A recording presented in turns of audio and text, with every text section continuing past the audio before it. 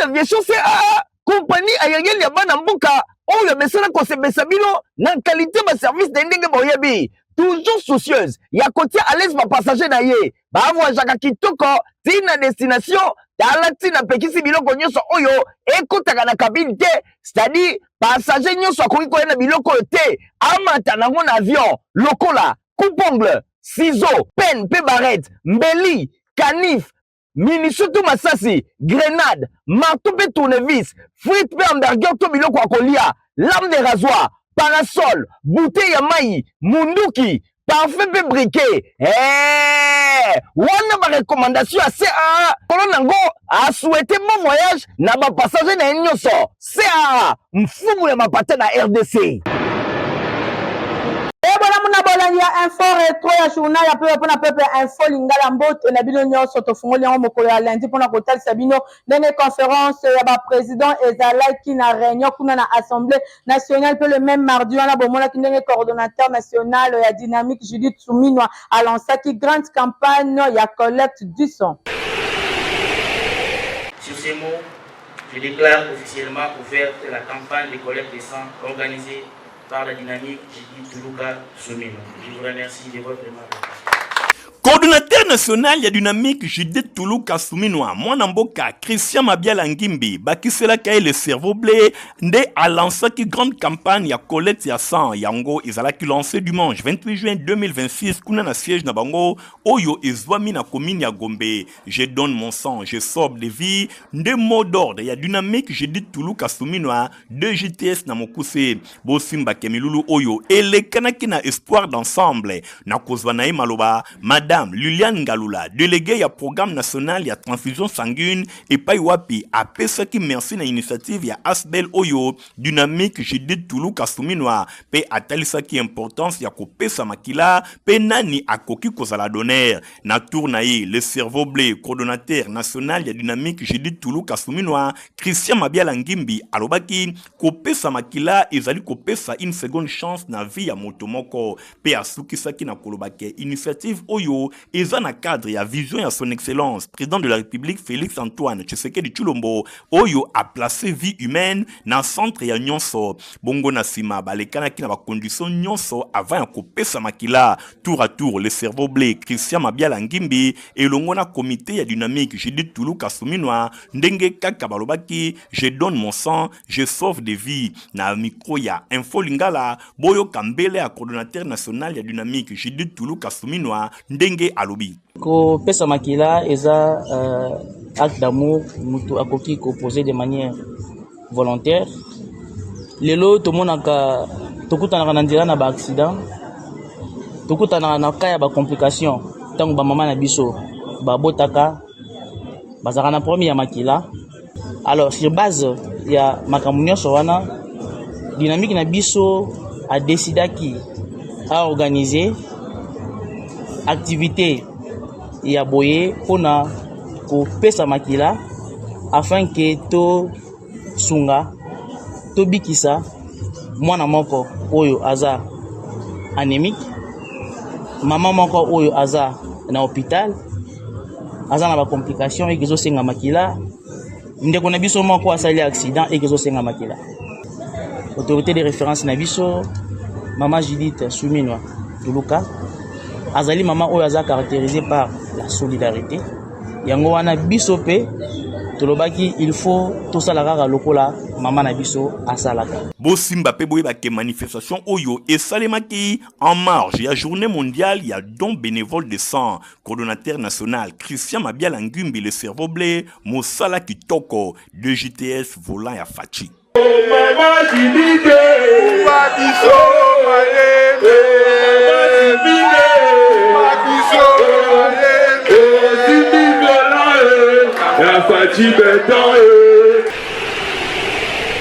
Session extraordinaire et fonga makina Sénat na bokambe minaye moko président Jean-Michel Sama Lukonde Kenge pe vice-premier ministre ya économie nationale Daniel Mukoko Samba a clôturé Kibongo mission économique na ye na province ya Chwapa.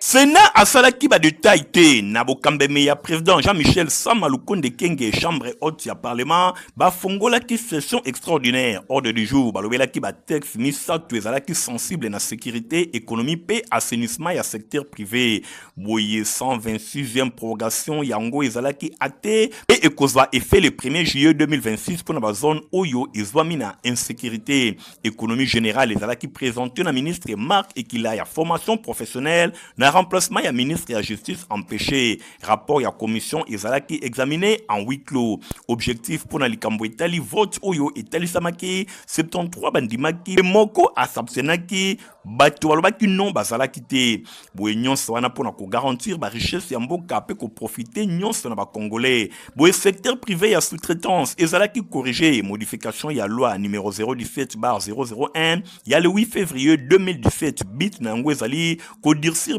règle ya GP ko assainir climat ya affaire ko protéger ba entreprise locale liboso ya ba géant adopté na terme non identique ba deux derniers textes oyo yango effilé na commission mixte paritaire délai à 24 heures et pesameli bango pour na toilettage bongo na sima promulgation et ko salema na chef de l'état boye séance moko Sénat na bokambemi ya Jean-Michel Sama Lukonde Kenge ba verrouiller sécurité relance économique congolaise pe ko protéger ba entreprise passage d'offensive ezali confirmé ba texte nyonso mibale ya suka ezali adopté na terme non identique et kotindama na commission mixte paritaire pour na toilettage na délai à 24 heures bongo chef de l'état a promulgué yango na séance moko Sénat a frappé makasi na likambo etali sécurité mbongo ya ba congolais ba entreprise congolaise l'une et monani clair pour na ba réforme et salima na lombango pour na ko protéger pe passage en force ezali confirmé au profit ya ba congolais.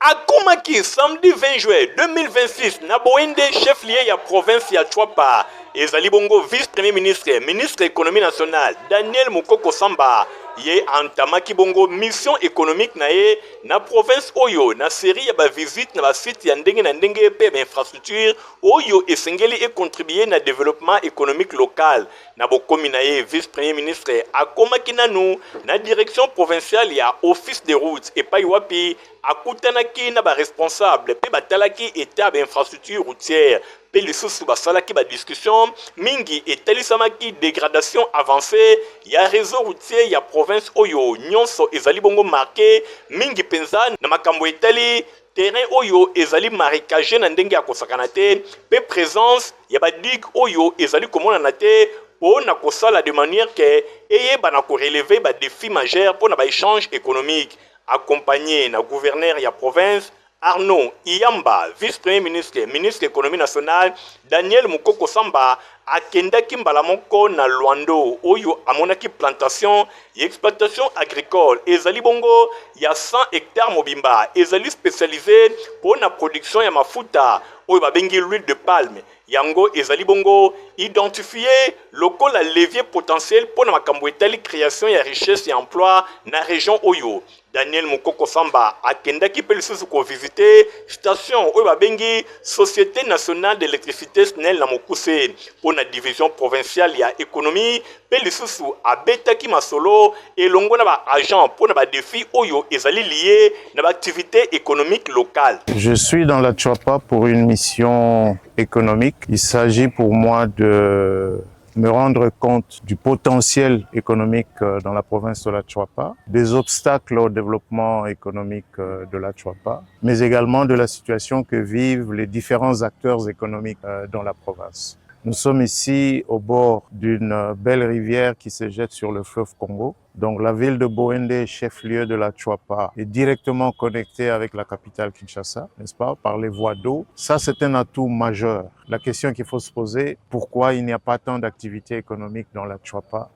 alors que les atouts sont bien en place? Oui, journée ekobaki na inspection ya infrastructure portuaire pe lisusu ya Boende mingi peza bac oyo et asiraka traversée ya rivière Chwapa pour na ko faciliter liaison moko ya makasi na RN8 entre Boende et Longona Mbandaka. Or ya onatra oyo ezali bongo destiné pona accostage ya babato ya ndenge na ndenge oyo ezali pe ko disposer d'installation ya stock mingi penza oyo ezali ko disposer installation ya stockage pe lisusu dépôt ya stockage ya carburant mingi penza ya Shell. Boye première étape oyo et se clôturaki na rencontre ya ba échange et longo na ba notabilité locale. Boye ba représentant ya société civile, ba chef coutumier, pe lisusu ba député provinciaux mingi penza ba lobelaki autour ya ba priorité ya développement ya province na bango. Boye dimanche 21 juin 2026, Daniel Mukoko Samba ye akobaki mission économique na ye na territoire ya Monkoto.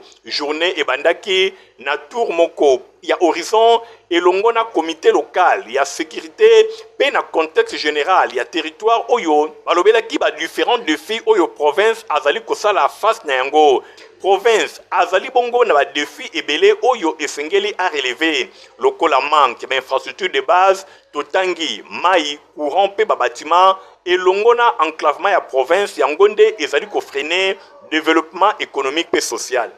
Moko ya mercredi totalaki bino ndenge chef de l'État a lancé bongo programme ya emploi pe entrepreneuriat de jeunes oyo babengi yango bongo debout jeune congolais pe complexe scolaire Mama Pemba de baklotiraki année scolaire 2025 pe 2026 na bango pona ko permettre ba client na ye ba voyager na ba condition moko ya kitoko CAA atie ba condition ya sécurité.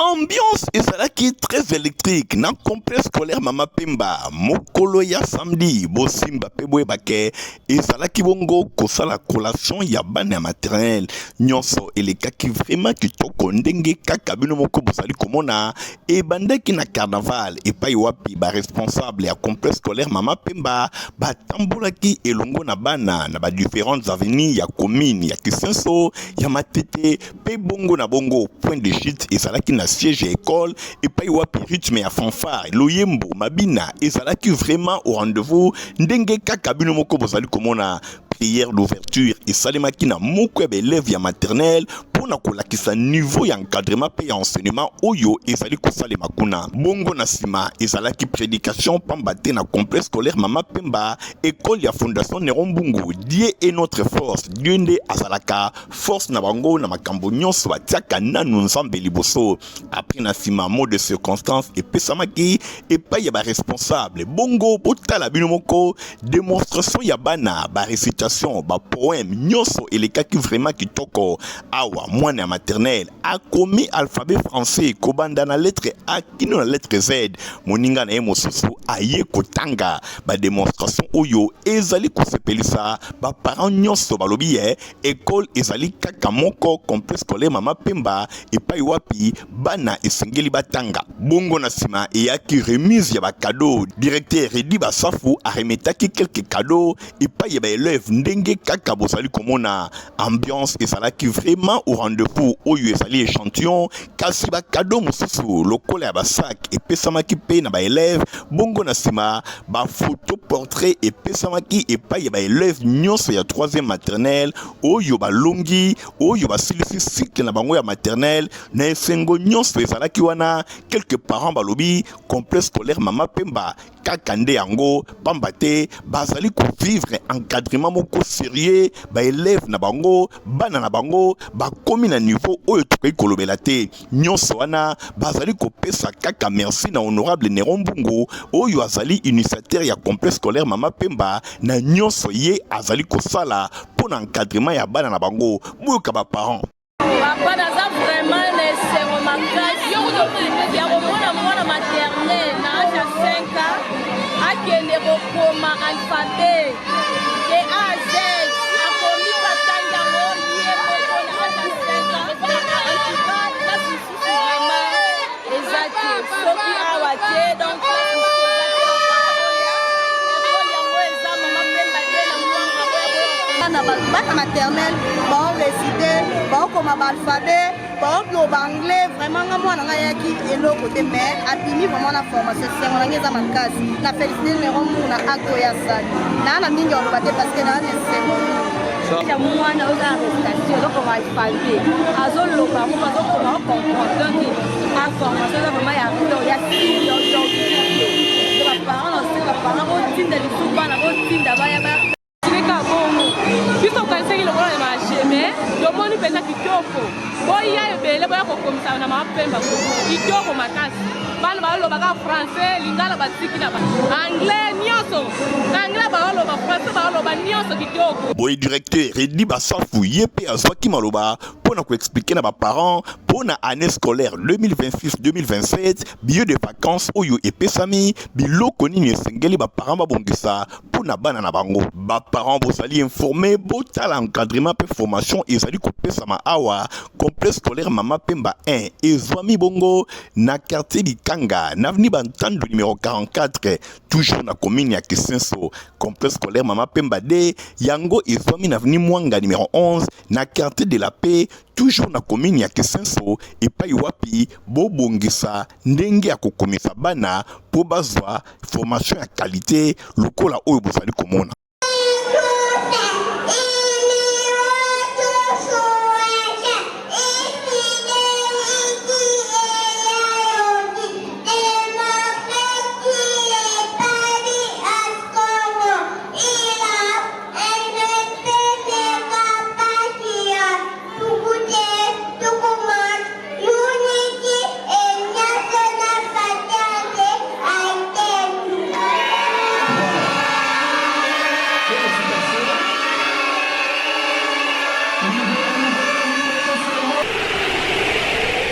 Compagnie africaine d'aviation CAA, compagnie aérienne ya bana mboka oyo mesana kosebesa bino na qualité ba service ndenge boyebi toujours soucieuse ya kotia à l'aise ba passager na ye ba voyagaka kitoko tina destination tala tina pekisi biloko nyonso oyo ekotaka na cabine te, c'est-à-dire passager nyonso akoki koyena biloko te amata nango na avion lokola coupe-ongle, ciseaux, pen pe barrette, mbeli, canif, Minisutu Masasi, grenade, marteau pe tournevis, frites pe hamburger to biloko akolia, lame de rasoir, parasol, bouteille ya mai, munduki, parfum pe briquet. Wana ba recommandation à CAA, kono nango a souhaité bon voyage na ba passager na nyonso. CAA, mfumu ya mapata na RDC. Mokolo jeudi bomonaki ndenge premier ministre Judith Suminwa ayambaki président sud-africain à aéroport international Yandi Lupe le même jeudi wana totalisaki bino ndenge promotion 2014 ya faculté ya droit na Inikin bafetaki 12e anniversaire na bango tobakisaki bino lisusu ndenge collège prof Aouka baklotiraki année scolaire 2025-2026. Président ya Afrique du Sud, Cyril Ramaphosa, akomaki mokolo ya jeudi 2 juillet na ville ya Kinshasa, capitale ya République démocratique du Congo pour na visite officielle ezali placé na signe ya lutte contre épidémie ya maladie à virus Ebola. Il y a renforcement de la relation bilatérale entre République démocratique du Congo et Longona, Afrique du Sud. Na boko minaye na aéroport international ya République démocratique du Congo na ville ya Kinshasa, président sud-africain Ayamba Maki na kombo ya chef de l'État congolais Félix Antoine Tshisekedi Tshilombo et pa ya premier ministre Judith Suminwa Tuluka, chef ya gouvernement azalaki na tête ya comité restreint oyo ezalaki bongo constitué na ba membre ya gouvernement ya directeur général ya centre africain de contrôle de prévention des maladies Africa CDC na mokuse. Visite oyo ezali ko traduire engagement ya Union africaine en faveur ya réponse coordonnée na crise sanitaire oyo ezali ko frapper continent. Na cadre ya Afrique du Sud a annoncé contribution ya 13,5 millions de dollars américains oyo ezali destiné pour na ko renforcer ba effort ya RDC na riposte contre épidémie ya Ebola. Programme et à visite et ko prévoir réunion bilatérale entre président Félix Antoine Tshisekedi Tshilombo et Longona homologue na sud-africain na cité ya Union africaine. Ba des chefs d'État ba ko examiner ba mécanisme ya coopération sanitaire pe ba relation bilatérale entre ba mboka nyonso mibale. Cyril Ramaphosa azali ko effectuer ensuite visite na Institut national de recherche biomédicale UNRB na Mokuse. acteur clé, il y a surveillance épidémiologique, il y a recherche scientifique na RDC. Désigné en 2021 champion, il y a Union africaine pour la gestion, il y a riposte, il y a pandémie. Cyril Ramaphosa a mon mandat nae ezali pe na mission, il y a solidarité auprès ya ba état confronté na ba crise sanitaire lokola ba flambé ya Ebola. Nzokande ba autorité congolaise batikali mobilisé pour na ko contenir nouvelle épidémie oyo. Visite ya président sud-africain eza na dimension moko à la fois symbolique et stratégique. Ezali ko témoigner solidarité africaine liboso ba défi sanitaire commun pe ko consolider coopération régionale en matière de santé publique. Au-delà de la question sanitaire, échange entre le président Félix Antoine Tshisekedi Tshilombo na Cyril Ramaphosa et Sengeli Pebalobe la situation relative à la xénophobie oyo ezali ko viser ressortissants étrangers en Afrique du Sud. Lokola ba milliers ba Congolais pe ba vivaka kuna na perspective ya ko renforcer protection ya ba droit pe ko batela ba lien historique d'amitié entre deux nations. 2014 à 2026, 12 ans mokoka depuis batika colline inspirée université ya Kinshasa unique na mokuse. Bango banani ensemble un, ensemble pour toujours. Wanande slogan ya promotion 2014, ya faculté, ya droit, ya unikin. Nyonso ebandaki na mobange na marche de santé kubana na première illuminité. Korta tu na espace ngundu na échanger ya limité et pas wapi bazwaki bis nzela tina commune ya Nsele kuna na Tampa Beach et pas wapi nteketo commémoration ya 12e anniversaire ya promotion na bango et salemaki depuis batika colline inspirée démonstration ya ensemble un ensemble pour toujours pambate barbecue ya kafu et salemaki ezalaki vraiment à la hauteur bangulu ezali kotumbama pe ba grillade ya ndenge na ndenge. Kakandenge coordonnatrice de la promotion 2014, Maître Adassa Itabwela à Sololi. 12e anniversaire na biso depuis que Totigi Campus, depuis que Tolongo va étudiante, Tokomi na vie professionnelle. Cela est sali 12 ans. Oyo Tokoli, mais Tozo Lukato à la uni. Tozo n'a pas idée belé, pas projet belé, il y a pour réaliser même. Il faut réaliser en haute sans pour autant que Tozo à la unité. De mon côté, pour ça, la biso qui est pour réaliser le projet na biso peut-être pour ça la ASBL, entreprise, quoi que, nous je peux limiter ça la même. Objectif d'abord, c'est limiter. Loko la paix est tombaki le 30 juin, jour il y a célébration.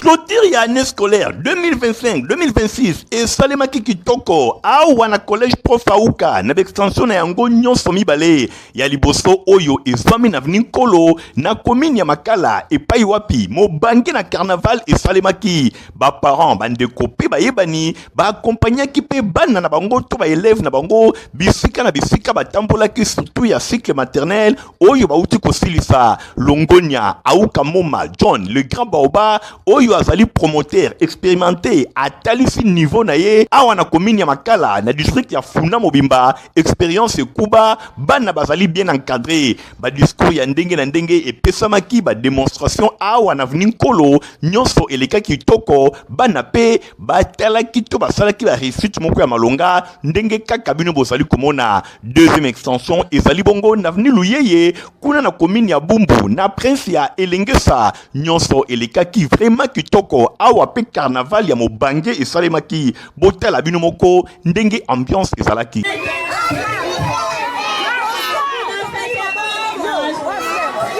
Et bongo tanguye moko le grand promoteur le grand baoba John Aouka Moma akotaki et sengwe zalaki makasi bana nyonso pe ba parents bayambaki ye pe ba pesaki ye ba honneur oyo esengeli na ye pambate mosala azali kosala depuis ba mvula ebele ezali komonana. Ba senet, ba poème, ba récitation, nyonso ezalaki au rendez-vous, proclamation ba résultat pe et salemaki. Awana collège prof Aouka, encadrement ezali vraiment ya qualité et pas iwapi ba parents et sengeli kotinda bana ndenge yemoko les grands promoteurs John Aouka, les grands baoba expliqué na micro ya Info Lingala. Lelo legi vraiment en couleur. Legi kitoko makasi, ambiance ezalaki vraiment na top. Ba parents batunzi wa nesengo. Nakata collège pour Fauka. Wana tango tusiza mwana matene, tuzali jibe minerval. Eza mukita. Minerval de Grenaki. Ici yango, baparent boza tia kosepela eva ezalaki na 80 000 na maternelle. Mais na occasion oyo ya le 30 juin pour l'indépendance, na occasion oyo équipe de zone nationale apesa biso honneur, équipe de zone nationale Léopard aki kobunda o mwenga na lati pena na tenia Léopard mpona kotesa ke toza balongi ndenge toza balongi eseke bapara basepela minerval ekiti yango na longono na 80 000 natie yango na 55 000 francs pamba na maternelle. Je peux n'avoir que des plus loin, même pas la primaire, même si ma parole avance. Parce que moi, dans ma route, je vais dans ma première année primaire, ils ne veulent pas la primaire. Ils sont là qui 80 000, mais qui dit dans 60 000, l'école, il y a loué, na Bumbu. Mais l'école, il y a Makala, na Kolo, ils ne veulent maintenant qui dit dans 55 000. Et la primaire qui dit dans 60 000. Bosimba pe boye bakepo na année scolaire 2026-2027 esika ezali kaka moko collège prof auka CPA na mokuse na avenue Nkolo na commune ya Makala pe na avenue Luyeye na commune ya Bumbu esili wana te John Auka Moma les grands baoba na souci azalaka na yango pona ba parents ya ville ya Kinshasa afongoli lisusu extension mususu na commune ya Maluku na quartier Kingakati na plateau ya Bateke na village babengi Insia Encho kuna bana pe bazali komisa na ndenge ya kosakana te pamba te ba école déjà esili ba parents nyonso ya plateau ya Bateke bo pambolami boya na village Insia Encho epai wapi bana na bino bakotanga lisusu na ndenge ya malamu ndenge moko kaka na extension nyonso ya collège prof auka Zambi Marete Mazambi Sokalo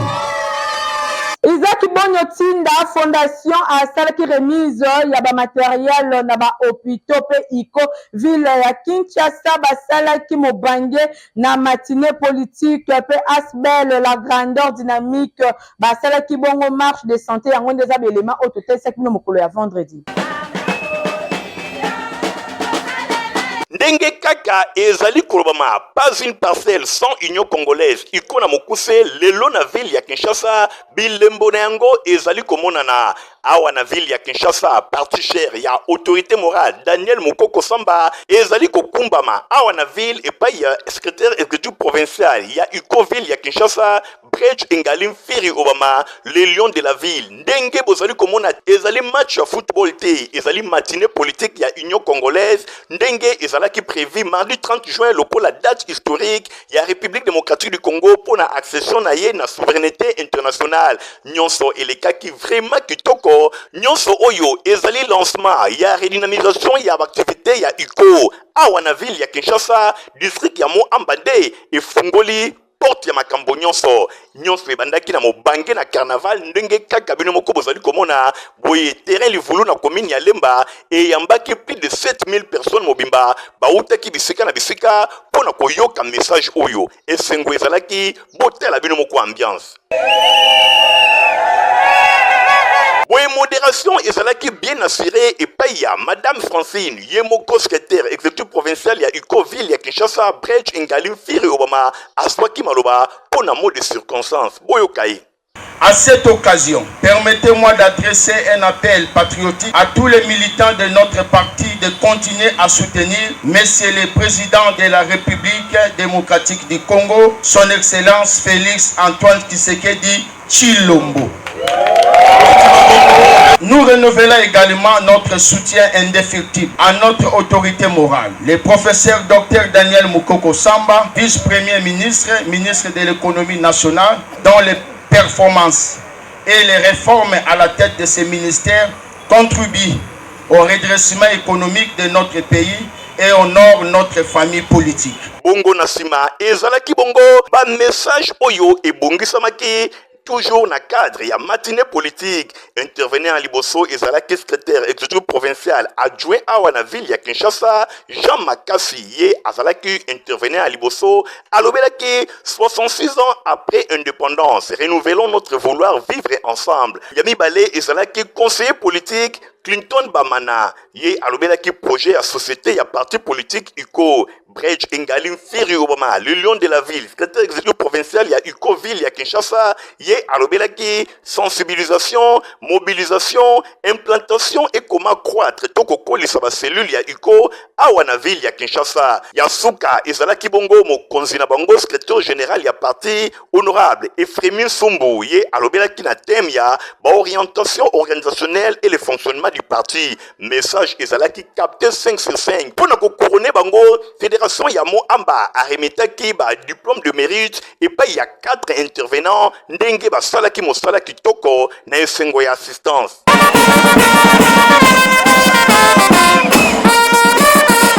Osimba pe boye bake pona oyo eteli secrétaire exécutif provincial ya UCO ville ya Kinshasa Bridge Engali Mfiri Obama elongona adjoint na ye Jean Makasi bapesaki cadeau ya ntaba epai ya secrétaire général Ephraim Sumbu pona bokomi na ye na kati ya babele na bango. Bosimba pe boye bake nyonso elekaki vraiment kitoko, ambiance ezalaki au rendez-vous. UCO a annoncé ba rendez-vous mosusu mikolo ezali koya na district ya Funa, Lukunga pe ya Changu nyonso ezali kotalisa force ya UCO lelo na ville ya Kinshasa mokoti.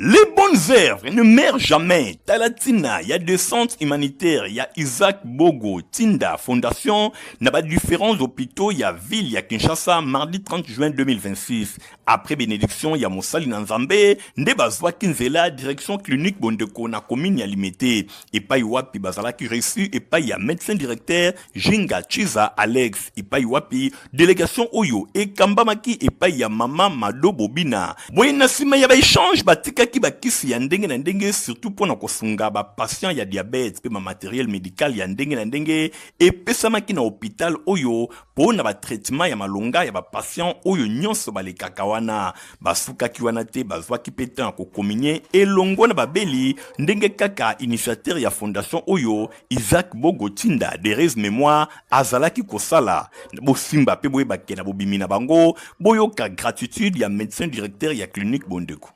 Toza nesengo makasi parce que tozo figurer parmi ba hôpitaux yo fondation Isaac Bogo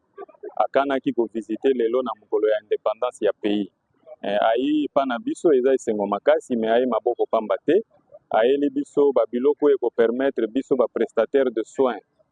tozwa soins malamu na ba malade na biso mais asuki wana te ayeli pe ba malade na biso biloko eko permettre bango eko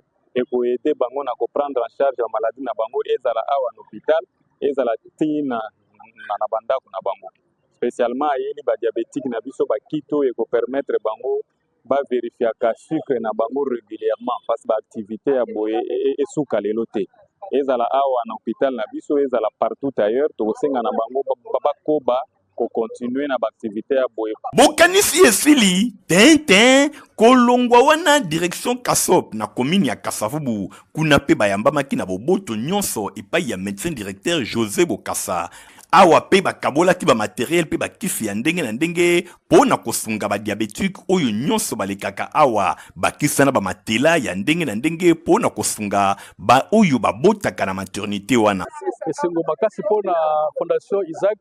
ayeli biso ba appareil oyo tokosala examen ya sucre babado babelaka diabétique ezalaka mwa mutuya kosala examen moko 10 000 francs par jour soko ozala 10 examen kosala 100 000 francs mais fondation Isaac ayeli biso appareil po basala examen gratuitement pour un long moment esengo yango wana ye moko pe mama Bobina Mado moboti ya initiateur ya fondation oyo aprécisaki boyi Isaac azalaki mwana oyo azalaki ko aki na bolingo na partage azali komuna kolinga te bato bamona pasi si un problème akozala za na $100 na poche mais kobimanela azonga leloko te apréféra kabela bano ya ba effet bano bateka banguba banini donc à partir de l'année na bandeko na ye toyokanaki to continuer mosala na bandaki kosala azali kokende pe na ba orphelinat azali kokende pe na ba orphelinat kotika biloko na bano bazangi yango biso pe to continuer ka musala na ye Isaac Bogo Tinda Fondation ezali ko continuer ko pérenniser misala kitoko ya initiateur na yango oyo atika biso. Isaac Bogo Tinda forever.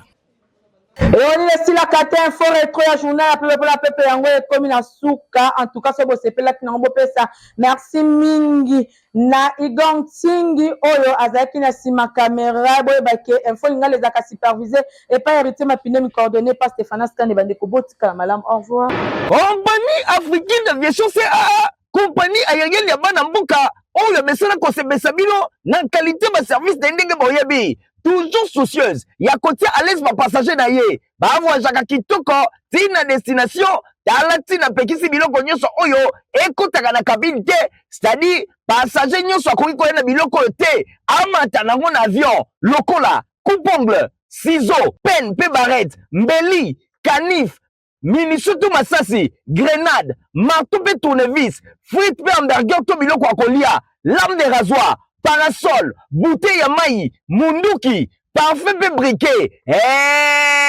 Wana ma recommandation à CA. Kolonango a souhaité bon voyage na ba passager na nyoso. CA, mfumu ya mapate na RDC.